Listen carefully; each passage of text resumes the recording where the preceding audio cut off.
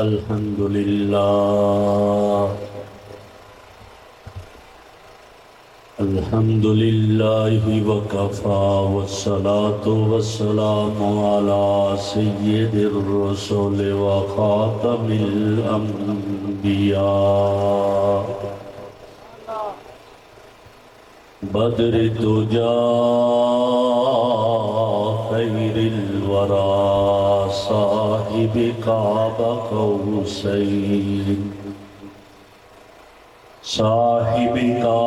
قوسين أو أدنى أحمد المجتبى محمد المصطفى وعلى آله وأصحابه الذين أولي الدرجات العلى الذين هم كالنجوم في السماء للاهتداء والاقتداء أما بعد فأعوذ بالله من الشيطان الرجيم بسم الله الرحمن الرحيم ألم يجدك يتيما فآوى وقال الله تعالى ورفعنا لك ذكرك وقال الله تعالى إنا أرسلناك شاهدا ومبشرا ونذيرا وقال الله تعالى وَلَسَوْفَ يُعْطِيكَ رَبُّكَ فَتَرْضَى وقال رسول الله صلى الله عليه وسلم أنا سيد ولد آدم يوم القيامة ولا فخر وقال رسول الله صلى الله عليه وسلم إنما أنا رحمة مهداة صدق الله مولانا العظيم وصدق رسوله النبي الكريم ونحن على ذلك لمن الشاهدين والشاكرين والحمد لله رب العالمين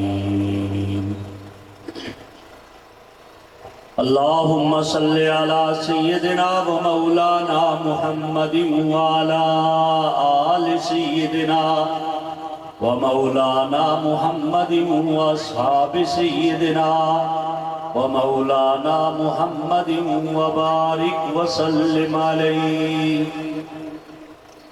قدم قدم پہ برکتیں نفس نفس پہ رحمتیں قدم قدم پہ برکتیں نفس نفس پہ رحمتیں جہاں جہاں سے وہ شفیع آسیاں گزر گیا جہاں نظر نہیں پڑی وہاں ہے رات آج تک وہیں وہیں سحر ہوئی جہاں جہاں سے گزر گیا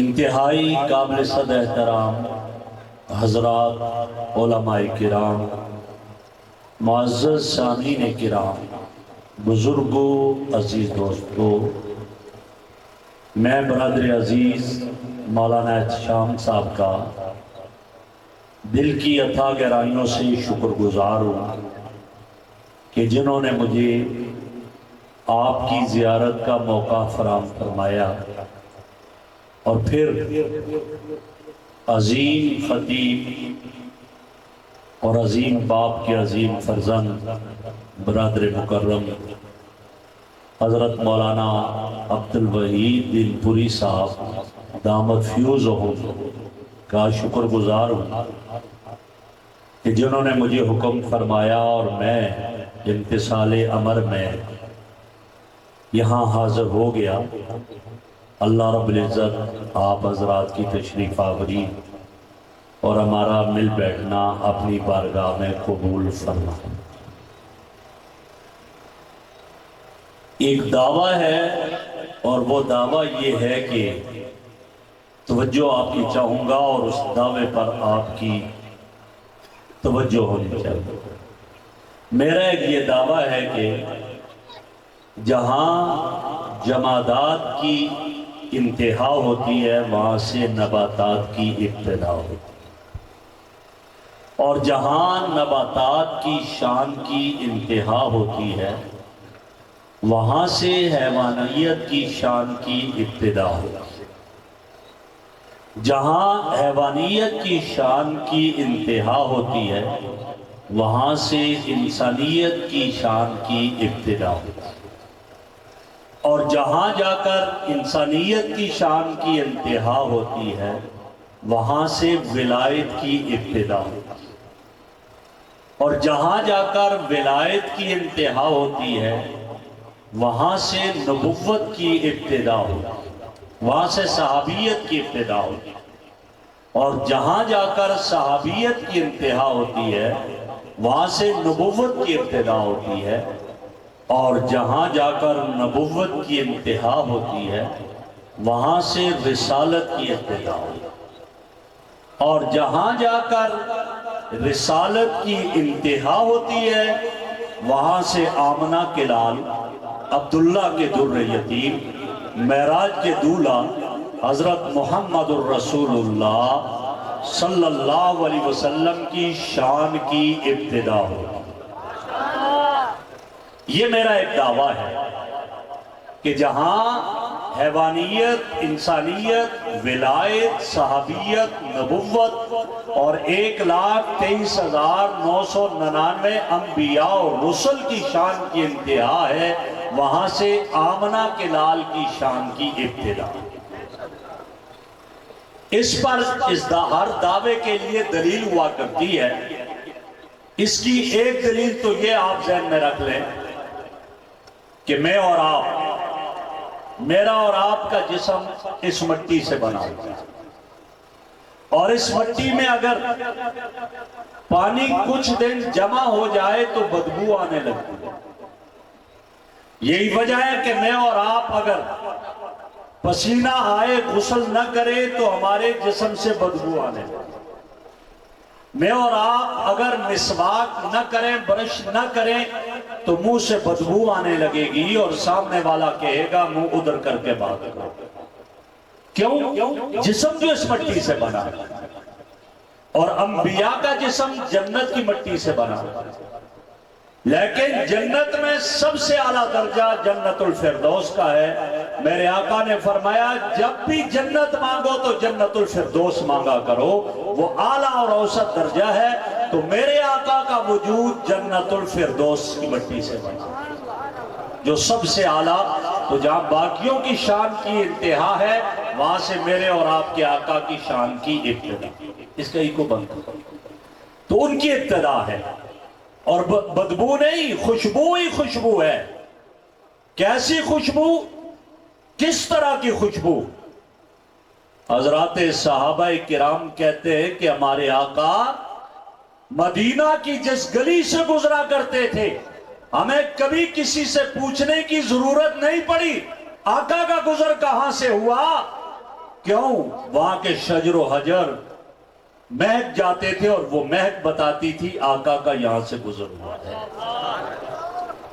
بلکہ حدیث میں آتا ہے کہ نبی اکرم صلی اللہ علیہ وسلم کے والد گرامی حضرت عبداللہ کا جب انتقال ہو گیا تو حضرت عبد المطلب گھر میں آتے تو کہنے لگے بیٹا آمنہ، یہاں تو کیفیت یہ ہے کہ جب شوہر مر جائے تو بیوی کو چاہیے نہ نیا لباس پہنے، نہ سرما لگائے، نہ بناؤ سنگار کرے، خوشبو کی بھی ممانعت ہے۔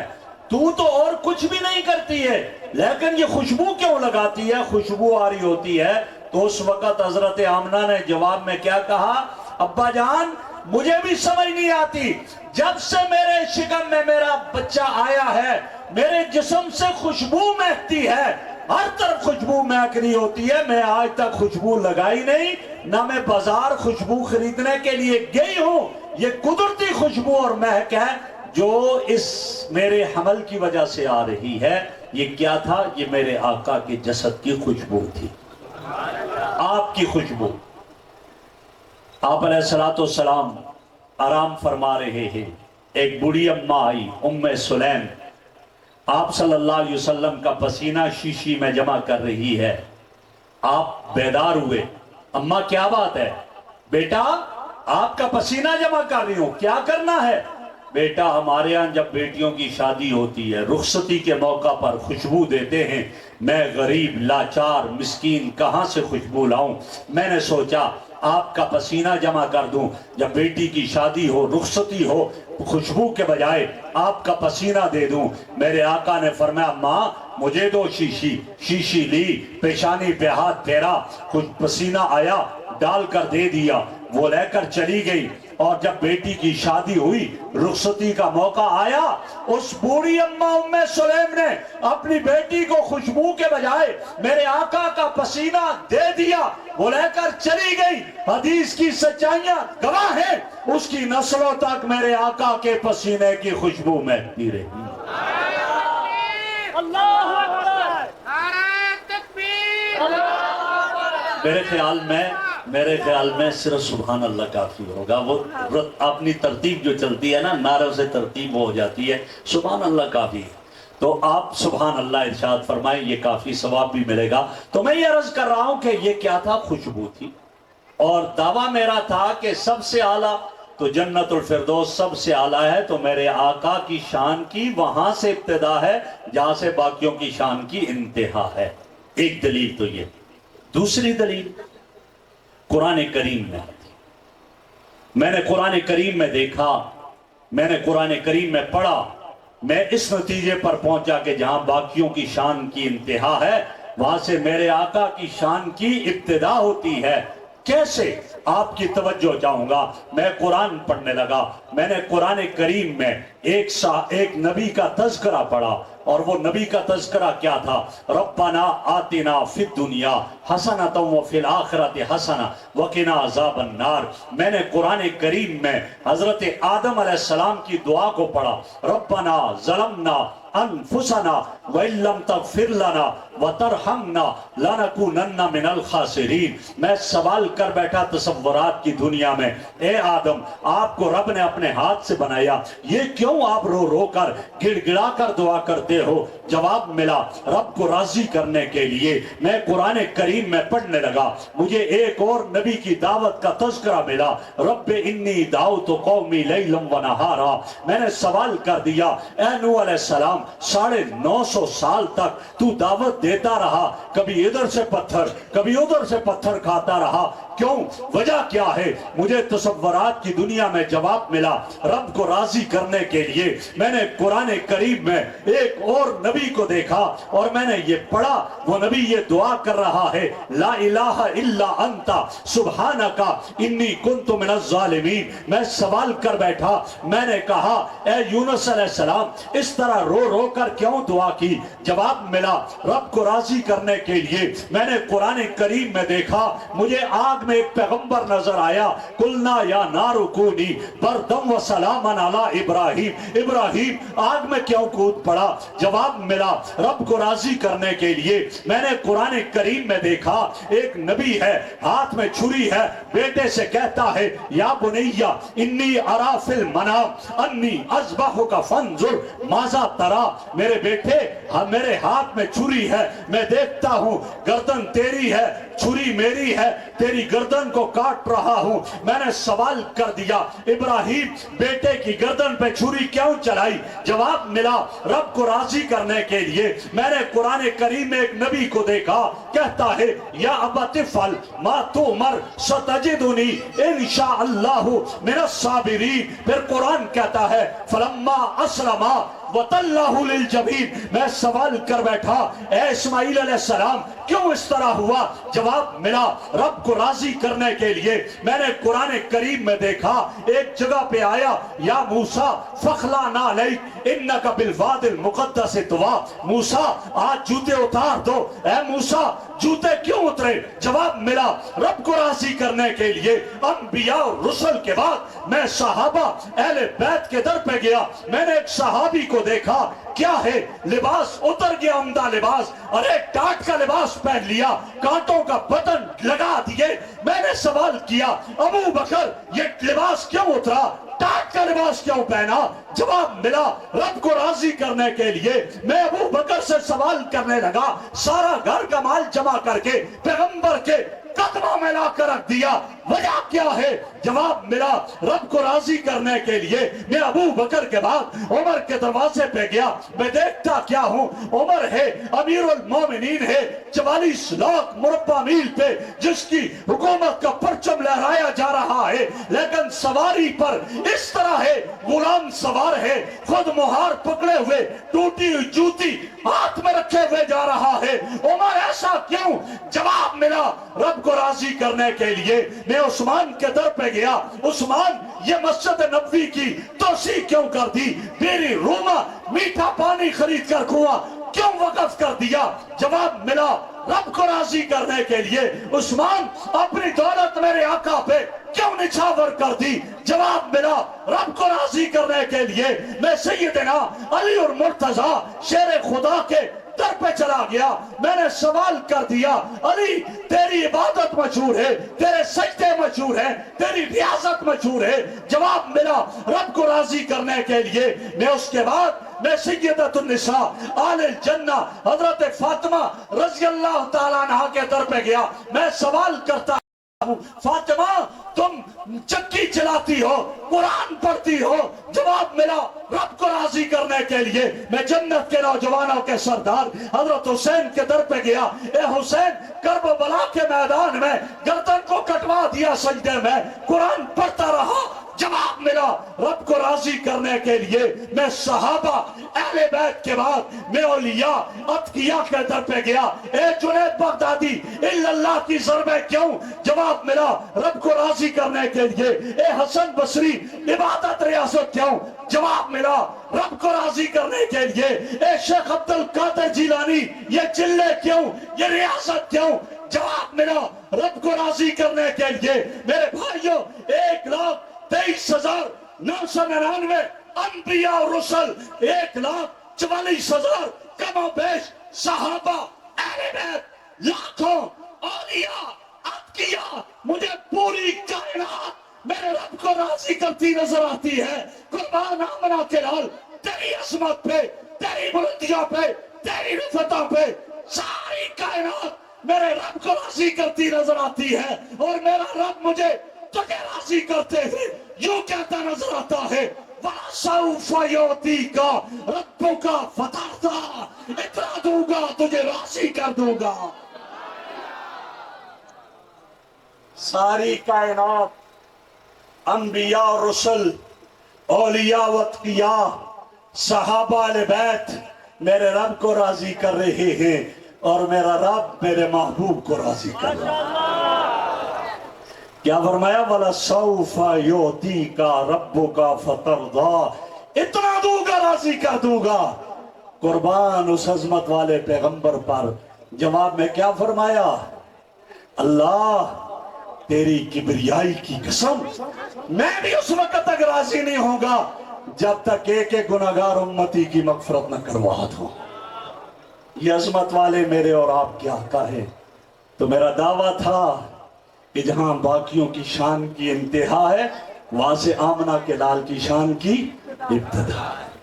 یہ شان والے آقا، یہ صرف میرا مذہب نہیں، یہ اس مدرسے کے معتمم عبد القادر ملکانی کا بھی یہی مذہب ہے، یہی عقیدہ ہے، یہ احتشام کا بھی یہی عقیدہ ہے، یہ سب کا یہ عقیدہ ہے، ہمارے اکابر علماء کا عقیدہ یہی ہے۔ یہ ہمارا عقیدہ ہے، آپ کے سامنے عقیدہ رکھ رہے ہوں۔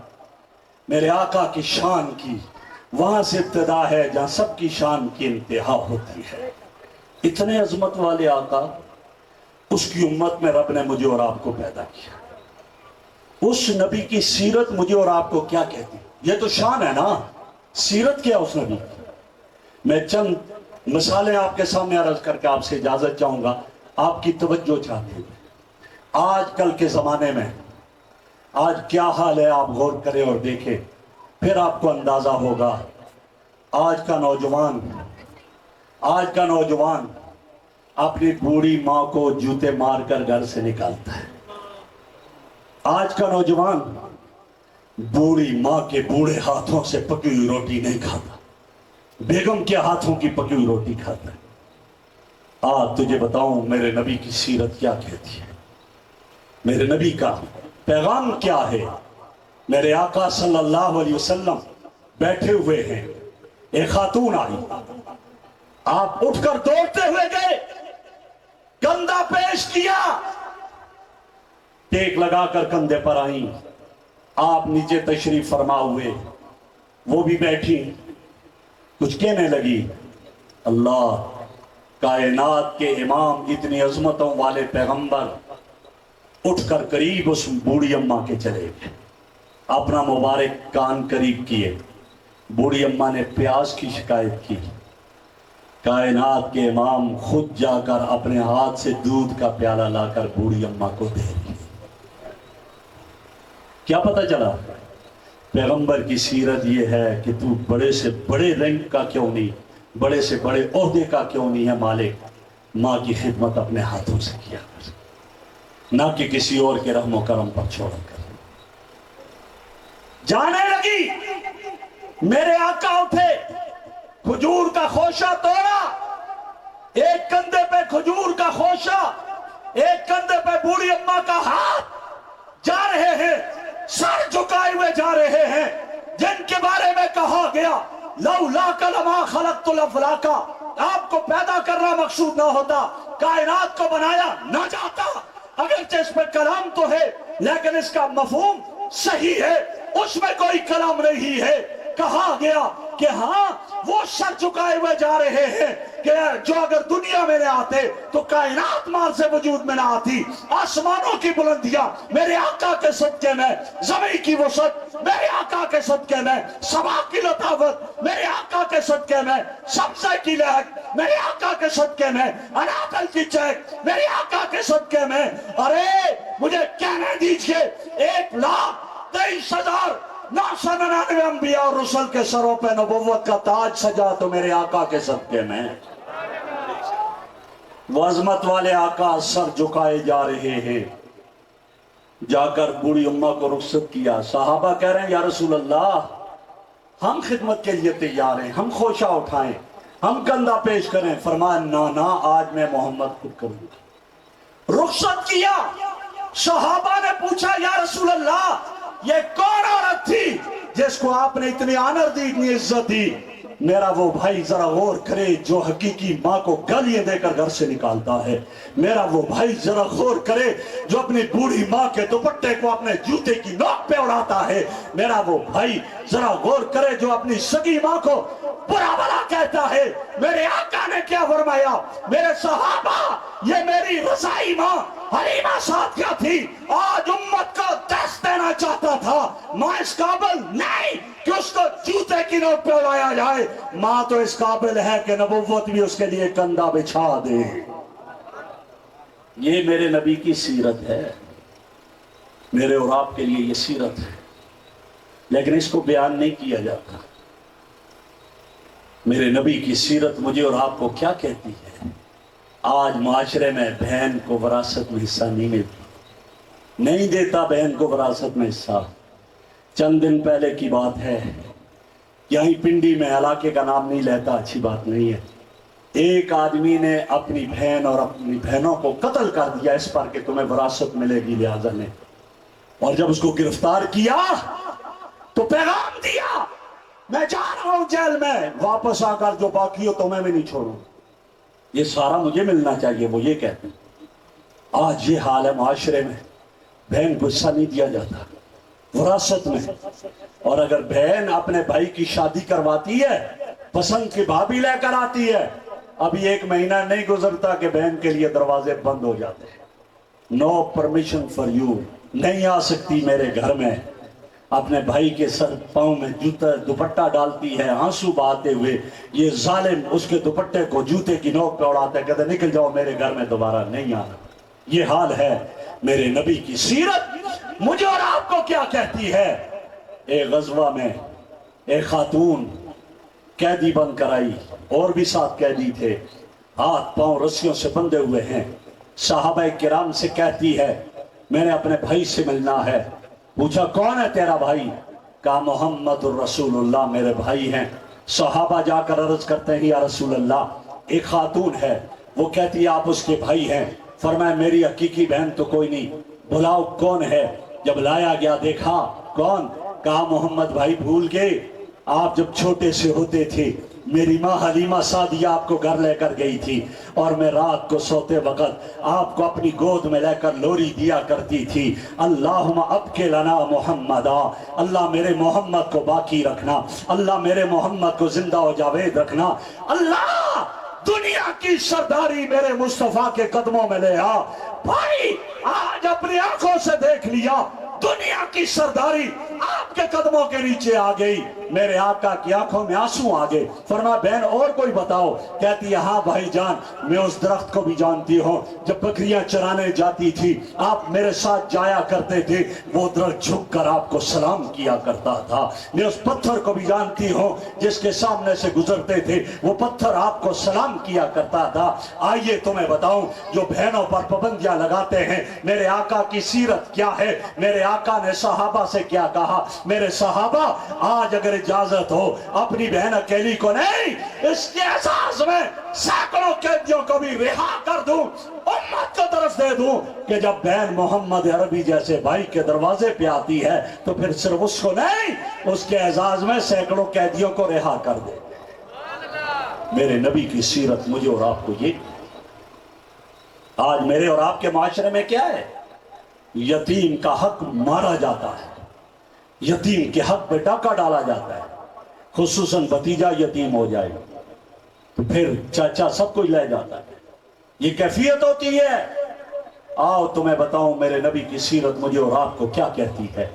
میرے نبی عید کا دن ہے، جا رہے ہیں عیدگاہ کی طرف، راستے میں دیکھا بچے کھیل رہے ہیں عمدہ لباس پہنے ہوئے، ایک بچہ بیٹھا ہوا ہے گرد و غبار بالوں پہ ہے، پرانا لباس پہنے ہوئے ہے، اداس بیٹھا ہے۔ بیٹا تو کیوں نہیں کھیل رہا؟ بیٹا تیرا لباس پرانا کیوں ہے؟ کہا ان کی عید ہے، میری کیا عید ہے؟ کہا کیوں؟ کہا ان کے والد نے ان کے لیے کپڑے لائے، ماں نے غسل کروائے، آج آ کر خوشی منا رہے ہیں۔ میری نہ ماں ہے جو غسل دیتی، نہ باپ ہے جو کپڑے لا کر دیتا، تو میری کیا عید ہے؟ کائنات کے امام راستے سے واپس آتے ہیں، اس یتیم بچے کو ہاتھ سے پکڑ کر گھر میں لے کر آتے ہیں۔ عائشہ جی آقا فرمائیے آج اس کو غسل کروا دو۔ خود کروایا یا حضرت عائشہ سے غسل کروایا؟ غسل کروانے کے بعد فرمایا عائشہ جاؤ نہ ذرا میرے نواسے جنت کے سردار حضرت حسین رضی اللہ عنہ کے کپڑے لے کر آؤ۔ کپڑے لائے گئے، یتیم کو وہ کپڑے پہنائے گئے۔ پہنانے کے بعد کہا بیٹا کیا تجھے یہ پسند نہیں؟ آج کے بعد عائشہ تیری ماں ہو، میں محمد تیرا باپ ہوں۔ کہا اس سے بڑھ کر اور کیا ہے؟ جب عید کی طرف جانے لگے کہا بیٹا بتا گزشتہ سال تیرا باپ تجھے کس طرح عیدگاہ میں لے کر گیا تھا؟ عید پڑھنے کس طرح گیا تھا؟ آیا باپ کے کندھوں پہ سوار ہو کر گیا تھا یا کہ باپ کی انگلی پکڑ کر گیا تھا؟ اس نے کہا میرے باپ نے مجھے کندھوں پہ بیٹھایا تھا۔ آج کائنات حیران ہے، کائنات ششدر ہے، یہ منظر کیا ہوگا؟ کائنات حیران ہے۔ واقع کائنات کے امام زمین پہ بیٹھ جاتے ہیں، جب بیٹھے آ میرے بیٹے میرے کندھوں پہ بیٹھ جا، اس یتیم کو کندھوں پہ بیٹھاتے ہیں۔ کائنات حیران، جن کندھوں پہ کبھی حسن سواری کرتے تھے، جن کندھوں پہ کبھی حسین سواری کرتے تھے، جن کندھوں پہ کبھی فاطمہ سواری کرتی تھی، آج ان کندھوں پہ یتیم کو سوار کر دیا اور جانے لگے۔ آگے بچے دیکھ رہے ہیں، تڑپ کر کہتے ہیں کاش ہمارے ماں باپ بھی نہ ہوتے، آج محمد ہمارا باپ ہوتا، عائشہ ہماری ماں ہوتی۔ عیدگاہ میں پہنچتے ہیں، ممبر پہ بیٹھتے ہیں، اس یتیم کو کہاں بیٹھایا؟ ارے پہلی صف میں ابو بکر بھی ہے، عمر بھی ہے، عثمان بھی ہے، علی بھی ہے، صحابہ بیٹھے ہیں۔ اس یتیم کو اپنے ساتھ ممبر کی سیڑھی پہ بیٹھا کر کہا لوگو انا وکافل الیتیم ہاکذا یوم القیامہ، میں اور یتیم کی کفالت کرنے والا قیامت کے دن ایسے ملے ہوں گے جیسے یہ 2 انگلیاں ملی ہوئی ہیں۔ یہ ہے میرے آقا، ربیع الاول میں آئے، रबी का माना बहार, बहार से पहले खजा हुआ करती है। माओं की किस्मतों पर पहले खजा थी, बहनों की किस्मतों पर खजा थी, यतीमों की किस्मतों पर खजा थी। कायनात के इमाम आए, बहार आ गई, बहार अंदर बहार आई। मेरे आका आए तो बहार आई। ये मेरे आका हैं, आपकी सीरत है। आपकी सीरत इतना वसी बाब है जिसको इहाता करना मुमकिन नहीं है। मेरे भाई, आज मेरे माशरे में क्या है, मजदूर से मजदूरी करवाने के बाद उसका हक नहीं देते। वो बेचारा उजरत लेने के लिए बार बार दरवाजे पे दस्तक देता है, बार बार बेल देता है। जितनी उसकी उजरत बनती है उससे ज्यादा उसका किराया खर्च हो जाता है, कोई हैसियत नहीं दी जाती। मेरे आका आए, मजदूरों की जिंदगी में बहार आई। फरमाया मजदूर को मजदूरी उसका पसीना खुश्क होने से पहले अता कर दो। आज तो क्या हाल है मेरे और आपके माशरे में, क्या कैफियत, स्टेटस बना दिया। अरे कब्रिस्तान का भी स्टेटस है, फला रैंक वाले इस कब्रिस्तान में होंगे, फला वाले इसमें होंगे, फला वाले इसमें होंगे, ये उसमें दफन नहीं किए जा सकते। आज ये हाल है, ये इसके साथ यहाँ नहीं बैठ सकता। शादी के मौका पर जो बड़े दर्जे के लोग होते हैं वो क्या करते हैं, एक हाल में सबको नहीं बुलाते, वो 3 हाल बुक करवाते हैं। छोटे दर्जे वाले एक हाल में, उससे दरमियाने मुतवस्सित दूसरे हाल में, आला बड़े दर्जे वाले दूसरे तीसरे हाल में। ये कैफियत आज हो गई है। लेकिन कुर्बान जाऊं, और उसके साथ क्या है, जो गरीब है उसको नहीं आने दिया जाएगा, नहीं आ सकता। लेकिन मेरे नबी ने हलाल की कमाई करने वाले गरीब के साथ क्या मोहब्बत की है। एक शख्स आपके हाथों से हाथ मिलाया, फरमाया तेरे हाथ सख्त क्यों है, गट्टे क्यों पड़ गए। कहता है या रसूल अल्लाह, मेहनत मजदूरी करता हूं और मैं एक रवायत में कान में खुदाई का काम करता हूं, इसलिए मेरे हाथों में गट्टे पड़ गए। दूसरी रवायत में लकड़ियां काटता हूं और दिन को बेच करके अपना बच्चों का पेट पालता हूं, इसलिए गट्टे पड़ गए। मेरे आका ने देखा, आगे हाथ लिया उसका अपने हाथ में, नबुव्वत वाले हाथ उसके हाथ पर रखकर पासा देकर कहा जो हलाल की कमाई करे वो इस काबिल है कि नबुव्वत भी उस पर बोसा दे दे। ये मेरे और आपके आका की सीरत है। मेरे आका की शान आला, आपकी सीरत भी आला और अरफा है।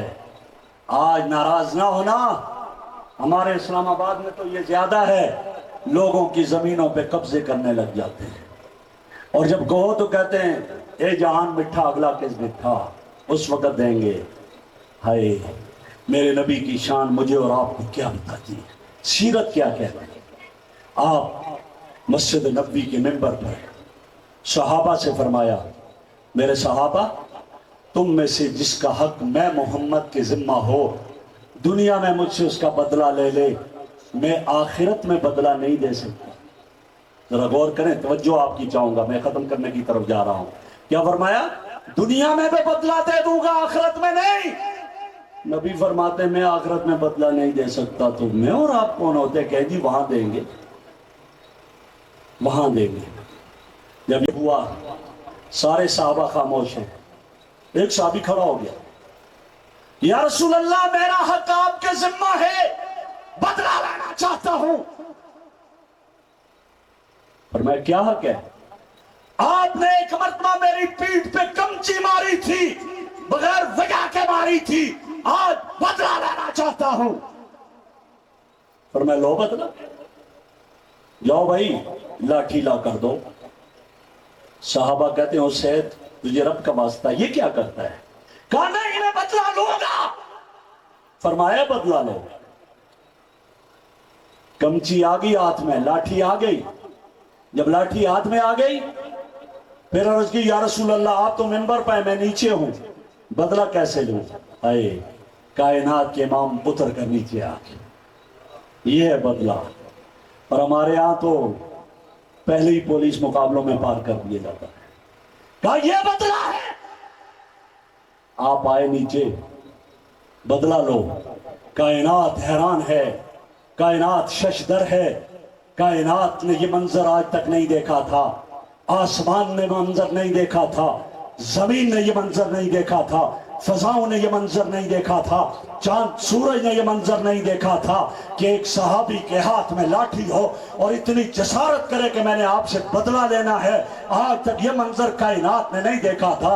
कायनात ने तो वो मनाजर देखे थे, उनको कायनात ने महफूज किया था कि मेरे आका वुजू फरमा रहे हैं और सहाबा आगे बढ़कर आपके वुजू का पानी जमीन पे टपकने नहीं देते, अपने हाथों में लेकर अपने चेहरे पे मल देते हैं। पीछे वाले आते हैं, वो इनके हाथों की तरी से अपने हाथों को मल करके अपने चेहरों पे मल देते हैं। हुदैबिया के मौका पर काफिरों का सरदार आया, ये मंजर देखकर कहने क्या लगा, लोगों बड़े बड़े बादशाहों को देखा, बड़े बड़े सरदारों को देखा, लेकिन जो पैगंबर के सहाबा की मोहब्बत पैगंबर से देखी है, आज तक किसी और में ऐसी मोहब्बत नहीं देख सका हूं। वो ये कहता है काफिरों का सरदार, कायनात ने तो ये मंजर देखा था, ये कैफियत देखी थी, मोहब्बत की ये कैफियत देखी थी कि एक औरत है मेरे आका से कहती है, या रसूल अल्लाह ये मेरा दूध पीता ये फूल जैसा बच्चा है, ये गुलाब का टुकड़ा है, ये ले जाइएगा, काश मेरा बड़ा बेटा होता आपके साथ भेजती, शोहर होता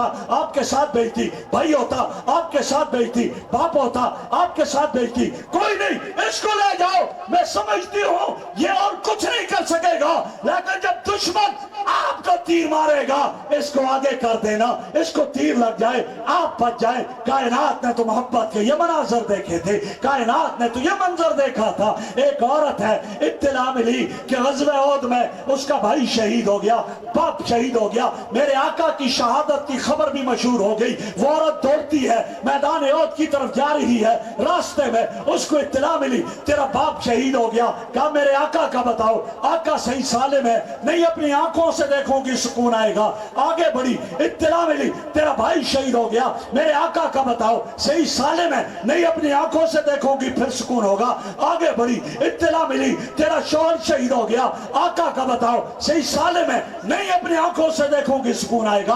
आगे बढ़ी, इत्तला मिली तेरा बेटा शहीद हो गया, मेरे आका का बताओ आका सही सालिम है, नहीं अपनी आंखों से देखोगी सुकून आएगा। मैदान ओहद में पहुंचती है और फिर बाप की लाश पड़ी हुई, बेटे की लाश पड़ी हुई, शौहर की लाश पड़ी हुई, भाई की लाश पड़ी हुई, लेकिन जब वज़्ज़ुहा वाले चेहरे पे नजरें पड़ती है, वो लैल वाली जुल्फों का दीदार होता है, माँ ज़ागल बसर वाली नजरों को देखती है, अलम नशरह वाले सीने को देखती है, माँ रमैता वाले हाथों को देखती है, कहती क्या है, आका बाप चला गया, भाई चला गया, बेटा चला गया, शौहर चला गया, आप मौजूद है, इसन कुल्लु मुसीबतिन बादा जलालू, सारी मुसीबतें खत्म हो गई। आप मौजूद है तो सारी मुसीबतें खत्म हो गई। कायनात ने ये मंजर देखा था सहाबा की मोहब्बत का, और आज कायनात के ये मंजर सामने आया, सहाबी के हाथ में लाठी है, कमची है, और कहता है आपसे बदला लेना है। फरमाया लो बदला। क्या कैसे बदला लूं, मेरे साथ में आपकी पीठ पे कुर्ता है, और जब आपने मेरी पीठ पे कमची मारी थी, मेरी पीठ पे कुर्ता नहीं था, नंगी थी मेरी पीठ। कायनात के इमाम ने जो ही अपनी पीठ मुबारक से कुर्ता ऊपर किया तो सहाबी ने कमची दूर फेंकी, अपने सीने अपनी छाती से कुर्ता हटाकर आका की पीठ से चिमट करके खत्म नबुव्वत की मोहर पे भाषा देते हुए कहता है, आका आज तक इसी इंतजार में था आपकी पीठ हो, मेरी छाती हो, ताकि जहन्नम की आग हराम हो जाए, बस मेरा बदला भी यही था, आज बदला ले लिया। कायनात के इमाम कहते हैं जाओ सैद इब्ने हुज़ैर, तेरे ऊपर जहन्नम की आग हराम हो गई। ये कायनात के इमाम की सीरत है। मैंने कहा बड़ा वसी बाब है, अभी मेरे बाद हजरात आएंगे आपसे मुखातिब होंगे, बस मैं आखिर में यही अर्ज करूंगा कि मैं और आप हुजूर की सीरत को पढ़े और अपनी जिंदगियों में लाएं, अपने घरों में लाएं, फिर कामयाबी है। वरना सिर्फ सुन लेना, बयान कर देना ये काफ़ी नहीं है, जब तक इस पर अमल न किया जाए। मुझे आपको सूरत का मुकल्लफ नहीं किया गया कि जैसे आका की मुबारक आंखें तेरी ऐसे हों, ऐसे हो ही नहीं सकती, जैसे आका के मुबारक होंठे तेरे हों, ऐसे हो ही नहीं सकते। हाँ, इसका मुकल्लफ किया है कि आका की मुबारक शब रोज़ को अपनी ज़िंदगी में ले, अपनी जिंदगी में। लक़द काना लकुम फ़ी रसूलिल्लाहि उस्वतुन हसना का मामला है।